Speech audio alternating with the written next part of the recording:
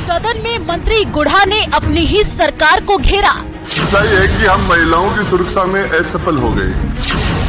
मणिपुर हिंसा पर हो रही थी चर्चा।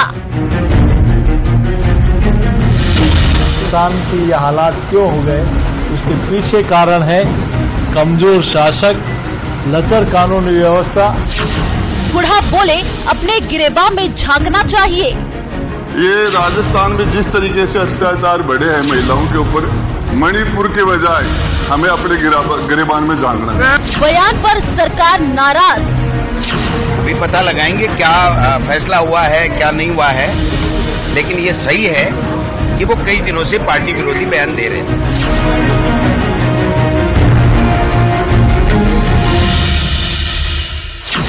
गुढ़ा हुए मंत्री पद से बर्खास्त।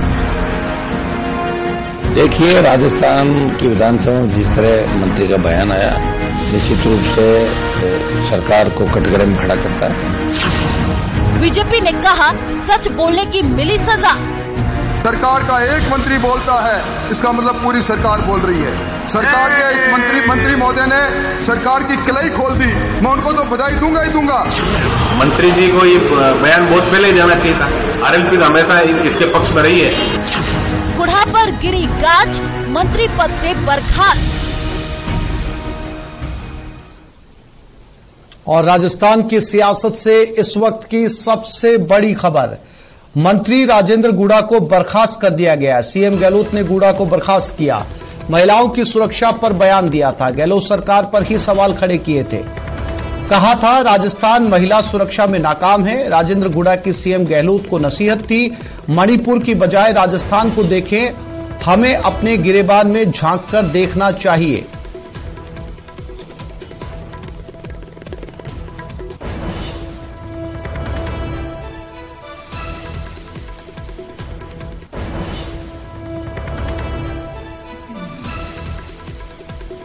तो मंत्री राजेंद्र गुढ़ा के इस बयान ने राजस्थान की सियासत में खलबली मचा दी है और ये सियासत में अब तमाम राजनीतिक पार्टियों की अलग अलग प्रतिक्रियाएं सामने आ रही हैं। लेकिन इस बयान के बाद में राजेंद्र गुढ़ा को मंत्री पद से सीएम अशोक गहलोत ने बर्खास्त कर दिया है। मंत्री राजेंद्र गुढ़ा ने बयान दिया था, उन्होंने कहा था कि हमें अपने गिरेबान में झांक कर देखना चाहिए। इसके बाद गुढ़ा पर गाज गिरी। मंत्री राजेंद्र गुढ़ा को पद से बर्खास्त किया गया। राजेंद्र गुढ़ा बर्खास्त होने के बाद गिरवाड़ी फार्म हाउस में पहुंचे, समर्थकों से चर्चा की। फार्म हाउस पर समर्थकों से बातचीत में उदयपुर वाटी के गिरवाड़ी पहुंचे थे जयपुर से राजेंद्र गुढ़ा।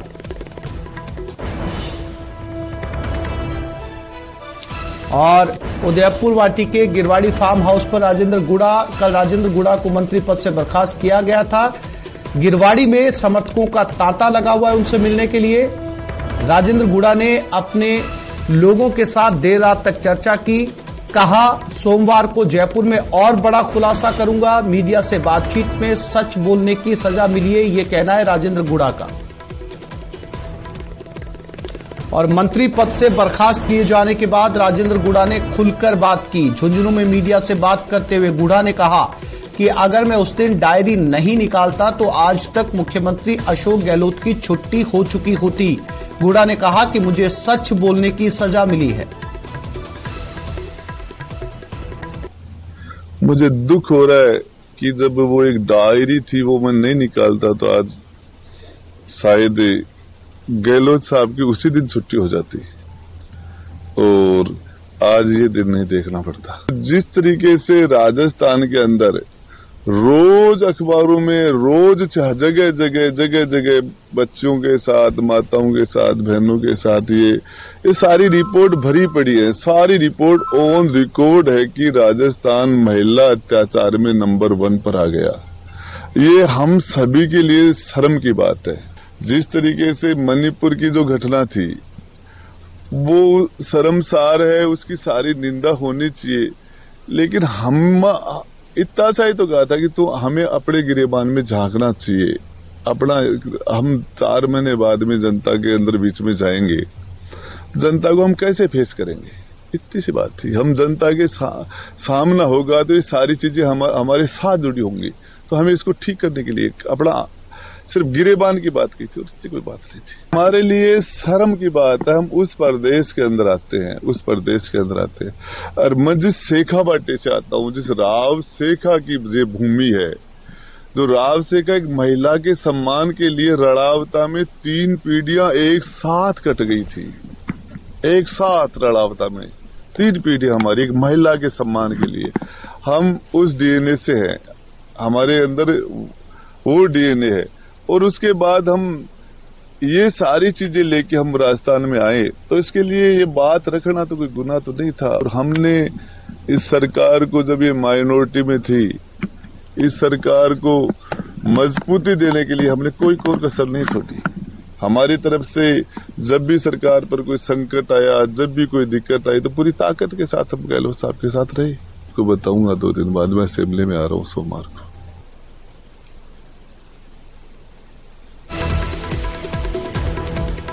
तो राजस्थान की सियासत में बड़ी हलचल। राजेंद्र गुड़ा ने बर्खास्त होने के बाद मीडिया से बातचीत में कहा कि उन्होंने सिर्फ अपनी सरकार के सामने ये बात रखी थी। कृष्ण हमारे साथ जुड़ गए हैं और राकेश भी हमारे साथ जुड़ गए। सबसे पहले झुंझुनू की तरफ रुख करते हैं, जहां कृष्ण शेखावत हमारे साथ बन गए। कृष्ण, राजस्थान की सियासत में एक तरह से भूकंप आ गया है, क्योंकि ऐसे समय में जब चुनाव बिल्कुल नजदीक है और मौजूदा सरकार ने अपने ही मंत्री को बर्खास्त किया है, इसके रिपरकशन, इसके इफेक्ट्स चुनाव में नजर आएंगे, वर्तमान की राजनीति में नजर आएंगे। बैठे बिठाए विपक्ष को कहीं ना कहीं एक मौका भी मिला है सरकार के ऊपर निशाना साधने का। आज क्या कुछ अपडेट झुंझुनू से रहने वाला है? क्या आज भी राजेंद्र गुड़ा अपने समर्थकों के साथ बातचीत करेंगे, कोई बड़ा फैसला लेने वाले हैं, या फिर जयपुर की तरफ रवाना होंगे? कृष्ण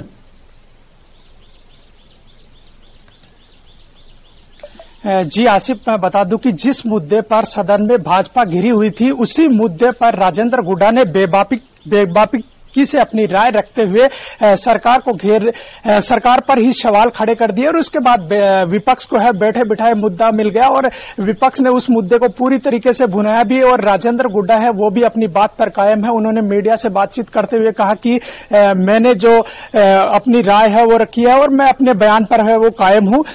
और रात भर जैसे ही उदयपुर वाटी के गिरावड़ी फार्म हाउस पर मंत्री राजेंद्र गुड्डा पहुंचे थे, तो उसके बाद ही गिरावड़ी फार्म हाउस पर समर्थकों के आने का सिलसिला है वो शुरू हो गया था।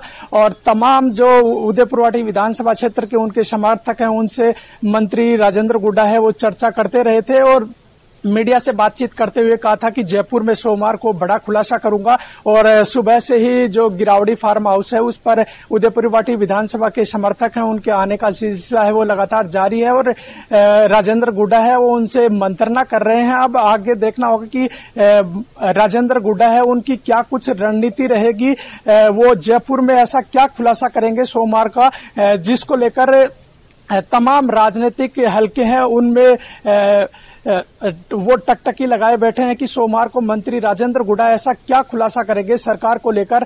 तो अब ऐसे में उम्मीद की जा रही है कि जो सोमवार का दिन अहम रहेगा और संभवतः जो सदन है उसका भी आखिरी दिन हो सकता है इस सत्र का। जी राकेश भी हमारे साथ जयपुर से बने हुए, राकेश की तरफ रुख करते हैं। राकेश, क्या कुछ रहने वाला है आज के दिन, क्योंकि आज भी बयानबाजियों का दौर लगातार जारी रहेगा। राजेंद्र गुड़ा हालांकि अभी झुंझुनू में है, जयपुर पहुंच सकते हैं, फिर से मीडिया के सामने आ सकते हैं, लेकिन आज विपक्ष जो है वो बहुत मुखर रहने वाला है राकेश, क्योंकि मणिपुर का मुद्दा देश में हावी है। ऐसे में विपक्ष को बैठे बिठाए जो है वो सरकार ने एक मूव दिया है जिस पर लगातार बयानबाजी आज होगी। राकेश बिल्कुल, देखिए आसिफ, जिस तरीके से राजेंद्र गुड़ा बेबाक जो बोली के लिए जाने जाते हैं, कल जिस तरीके से विधानसभा में जो घटनाक्रम हुआ वो निश्चित तौर पर सरकार के पर एक गंभीर सवाल खड़े करता है। जब उन्हीं की सरकार का एक मंत्री सरकार की जो कार्यप्रणाली पर सवाल खड़े करता हो तो इससे विपक्ष को एक बड़ा मुद्दा मिल गया है। लेकिन राजेंद्र गुड़ा की जिस तरीके से जो कार्यप्रणाली रही है वो शुरू से ही विवादों में रही, चाहे माता सीता को लेकर के बोल करने की बात हो या राज्य सरकार के खिलाफ शुरू से ही ये मुखर जो है अपना विरोध प्रदर्शन जाहिर करते रहे हैं। कुछ समय पहले ही जब जलदाय मंत्री महेश जोशी और मुख्यमंत्री अशोक गहलोत पर भी भ्रष्टाचार के आरोप लगाए थे कि पेयजल योजनाओं में बहुत बड़े पैमाने पर भ्रष्टाचार हो रहा है। इसके अलावा राजेंद्र गुड़ा लगातार इस मामले को लेकर जब सरकार के खिलाफ विरोध कर रहे थे तो अब चूंकि विधानसभा में जब ये मामला आया है तो सरकार ने इसको गंभीरता से लिया है और चूंकि विधानसभा चुनाव नजदीक है, कांग्रेस आला कमान और जो प्रदेश प्रभारी है और जो संगठन है वो लगातार इस प्रयास में है कि किसी तरीके से जो सरकार की छवि बनी हुई है उसको ज्यादा नुकसान नहीं पहुंचे। लेकिन जब सरकार में बैठे लोग ही, सरकार के मंत्री ही सरकार की कार्यप्रणाली पर सवाल खड़े करते हैं तो निश्चित तौर पर जो है इससे सरकार को बड़ा नुकसान होता है, विपक्ष को एक मुद्दा मिल जाता है। तो अब राजेंद्र गुड़ा के मामले में जिस तरीके से बर्खास्तगी की गई है इसमें जो केंद्रीय जो इनका नेतृत्व है उसको भी इसमें कहीं ना कहीं उनका हस्तक्षेप इसमें हो सकता है। किस तरीके से पूरे मामले को सही तरीके से पटरी पर लाया जाए, क्या राजेंद्र गुड़ा पर कार्रवाई करके दूसरे लोगों को मैसेज दिया जाए, चूंकि कुछ ऐसे जो लोग पार्टी के अंदर भी हो सकते हैं जब उनको टिकट नहीं मिलेगी या उनकी दावेदारी नहीं दिखेगी तो वो इस तरह का विरोध सामने जो है ला सकते हैं। तो अब कांग्रेस इस दिशा में गंभीरता से विचार करेगी कि चुनाव सिर पर हैं और जिस तरीके से सरकार ने काम किए हैं, सरकार ये मान के चल रही है कि जो जनमत है, लोगों का विश्वास है वो सरकार के साथ में है, सरकार के प्रति लोगों में नाराजगी नहीं है। लेकिन जब अपने ही लोग इस तरह की नाराजगी जाहिर कर रहे हैं तो इससे निश्चित तौर पर विपक्ष के साथ साथ जनता में भी एक गलत मैसेज जाएगा। तो पार्टी इस डैमेज को कैसे कंट्रोल करेगी इस पर गंभीरता से संगठन में भी जो है चर्चा होगी। और चूंकि मुख्यमंत्री अशोक गहलोत जो है लगातार इस मामले को बहुत लंबे समय से देख रहे थे, पिछले साल भी जब कुछ मंत्रियों को बर्खास्त किया गया था तो उनमें से संभवतः कुछ को वापस ले लिया गया था, जुलाई का ही महीना था, फिर जुलाई है। तो अब सरकार जो है विधानसभा चुनाव के मद्देनजर ये जो बर्खास्तगी का निर्णय है इस पर आगे बढ़ेगी, क्योंकि सरकार नहीं चाहेगी कि किसी तरह का जो कोई नुकसान आगामी विधानसभा चुनाव में हो और पार्टी को इसका नुकसान झेलना पड़े। या दूसरी तरफ ऐसे लोगों को भी संदेश देना बहुत जरूरी होगा जो इस तरीके के विवाद बोल करके और सरकार की मुश्किलें बढ़ाते हों, पार्टी की मुश्किलें बढ़ाते हों और विपक्ष को एक मौका देते हों, क्योंकि अब जो चुनाव नजदीक आने वाले हैं और ऐसे महत्वाकांक्षी बहुत सारे लोग आएंगे जो बयानों के जरिए अपने आप को चर्चा में लाने की कोशिश करेंगे और वो अपने आप को एक जनप्रतिनिधि बनाने का जो है प्रयास करेंगे। जी फिर से लौटता हूं राकेश आपके पास में, हमारे साथ कृष्ण भी बने हुए हैं। कृष्ण, कोई कार्यक्रम सामने आया है आज का राजेंद्र गुड़ा का?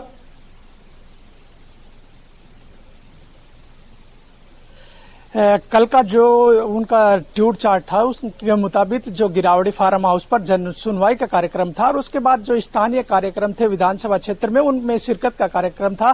मगर अभी जो फोन पर बातचीत हुई उस बातचीत के अनुसार जो गिरावड़ी फार्म हाउस है उसी पर उनका कार्यक्रम है और जो समर्थक आ रहे हैं उनसे लगातार बातचीत कर रहे हैं और अपने अपने समर्थकों से जो ग्रामीण इलाकों से आ रहे हैं, अलग अलग जो ग्राम पंचायतें हैं उनसे आ रहे हैं, तो उनसे मंत्री राजेंद्र गुड्डा है जो उनके इस तरह का जो सरकार ने जो निर्णय लिया उसके बाद जो आमजन की प्रतिक्रियाएं हैं उसको लेकर फीडबैक ले रहे हैं। जी आसिफ। राकेश, अब चूंकि मंत्री पद से बर्खास्त कर दिया गया है और 3 से 4 महीने बाद में जो है वो चुनाव शुरू होने वाले हैं, सभी विधायक सभी मंत्री अपने अपने इलाके में जाकर चुनाव प्रचार में लग भी चुके हैं। ऐसे में राकेश ये माना जाए कि अब कांग्रेस से टिकट मिलना राजेंद्र गुड़ा को लगभग नामुमकिन है। किस तरीके से उनकी अब आगे की राजनीतिक पारी होगी या फिर जो है वो कोई दूसरा रास्ता राजेंद्र गुड़ा ने पहले से सोच रखा है?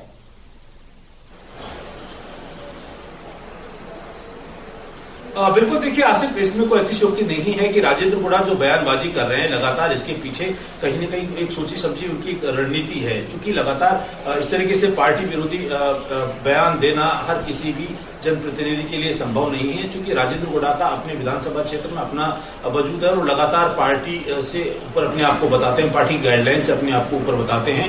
साथ ही जिस तरीके से उन्होंने तुलना की थी अभी हाल ही में की माता सीता को लेकर के एक टिप्पणी की थी कि जिस तरीके से वो अपने आप को माता सीता के रूप में पाते हैं कि मेरे ऊपर सब अशोक गहलोत हो चाहे सचिन पायलट हो सब मेरे पीछे आते हैं, यानी उनको ये कहीं ना कहीं एक बड़ी गलतफहमी जरूर है या एक अति विश्वास है कि जो जनता उनके साथ में है, चाहे कोई पार्टी हो या ना हो, और जनता के दम पर ही वो चुन करके आते हैं। चूंकि कल प्रदेश प्रभारी जो है सुखजिंदर सिंह रंधावा उन्होंने साफ कह दिया था कि पार्टी में कार्यकर्ता बहुत इंपॉर्टेंट है, नेता चाहे कितना भी बड़ा हो, चाहे मंत्री हो या कोई हो, नेता से पार्टी नहीं बनती, कार्यकर्ता से पार्टी बनती है। यानी अब जो पार्टी है कांग्रेस है वो निचले स्तर पर जो है लोगों से जुड़ने की कोशिश करेगी। ऐसे जो बड़े जो नेता है, पदाधिकारी हैं, जो इस तरह की बयानबाजी करके पार्टी की छवि को नुकसान पहुंचाने का प्रयास करते हैं, चूंकि विधानसभा का सत्र है वो अंतिम दौर में है और साथ ही कल जिस तरीके से जो बूथ कार्यक्रम का आयोजन करके और विधानसभा चुनाव के बिगुल कांग्रेस ने राजस्थान में बजाया है, तो यानी अब कांग्रेस पूरी तरीके से चुनावी मैदान में उतर चुकी है और उतरने के बाद अब विधानसभा सत्र के बाद में लगातार जनता के बीच में जाएगी। तो इस तरह की जो बयानबाजी, पार्टी विरोधी जो बयानबाजी होंगे या ऐसे जो लोग होंगे तो उनके खिलाफ भी पार्टी को सख्त एक्शन अपनाना होगा। आज इस मामले में कई अहम बैठक भी हैं और एक बड़ा मंथन भी है। सीएम अशोक गहलोत के साथ साथ जो पीसीसी अध्यक्ष गोविंद सिंह डोटासरा और जो सुखजिंदर सिंह रंधावा हैं, ये केंद्रीय नेतृत्व से भी इस मामले को लेकर के और वार्ता करेंगे, चूंकि एक रिपोर्ट पेश की जाएगी। सबसे पहले जिस तरीके से हम अगर आपको बताना चाहेंगे कि चाहे शांति धारीवाल कैबिनेट मंत्री हैं और बहुत कद्दावर मंत्री हैं, इसके अलावा महेश जोशी भूजल एवं जलदाय मंत्री हैं, लेकिन जिस तरीके की बयानबाजी इन्होंने जब एक पार्टी में जब गुटबाजी सामने आई थी उस दौरान की थी, उसके बाद से अभी जो चुनाव के लिए जो एक लिस्ट जारी की गई है उसमें दोनों का नाम शामिल नहीं है। यानी केंद्रीय नेतृत्व भी इस मामले को गंभीरता से ले रहा है, क्योंकि चुनाव नजदीक पर है और ऐसे जो बयान हैं वो पार्टी के लिए नुकसानदायक हो सकते हैं। उसको किस तरीके से कंट्रोल किया जाए और जो इससे ज्यादा नुकसान पार्टी को ना हो, इस बारे में आज गंभीरता से मंथन किया जाएगा। बिल्कुल। इसके अलावा अगर झुंझुनू या उदयपुर वाटी की राजनीति को गौर से समझें कृष्ण, तो क्या इस बार मन बना चुके हैं राजेंद्र गुड़ा, क्योंकि उनकी पहले जो है वो AIMIM चीफ के साथ मुलाकात होती है, असदुद्दीन ओवैसी के साथ उनकी मुलाकात होती है, इससे पहले भी उनकी लगातार जो बयानबाजियां थी वो पार्टी पर सवाल उठाते रहे हैं। तो क्या उनके समर्थक जानकारी वहां पर दे रहे हैं, उनसे करीबी जो जुड़े हुए लोग हैं कृष्ण, उदयपुर वाटी में क्या कहना है? निर्दलीय जाएंगे या फिर जो है वो पार्टी के साथ फिर से बातचीत करने की कोशिश करेंगे? AIMIM के साथ नजदीकियों के क्या नतीजे, क्या कयास निकालें, या फिर जो है वो वापस उसी पार्टी में लौटेंगे जिस पर वो जीतकर विधायक बने थे, यानी कि बसपा? कृष्ण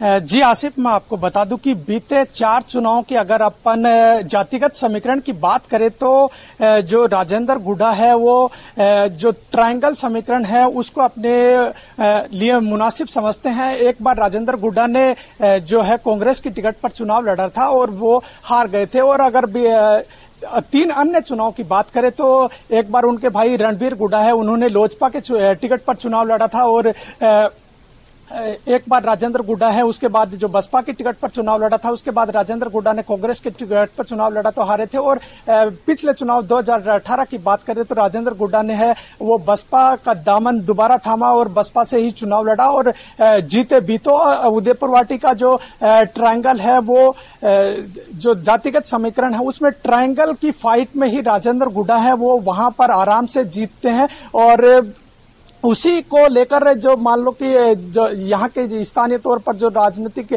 आकलन करने वाले लोग हैं उनका भी मानना है कि राजेंद्र गुड़ा है वो जो अपनी परंपरागत तरीका है चुनाव लड़ने का उसी के अनुरूप चुनाव लड़ेंगे, और इसी बात को लेकर वो बेबाकी से अपनी राय रख रहे थे। और उन्होंने जो बसई में सचिन पायलट के दौरे के दौरान भी आला कमान को ललकारा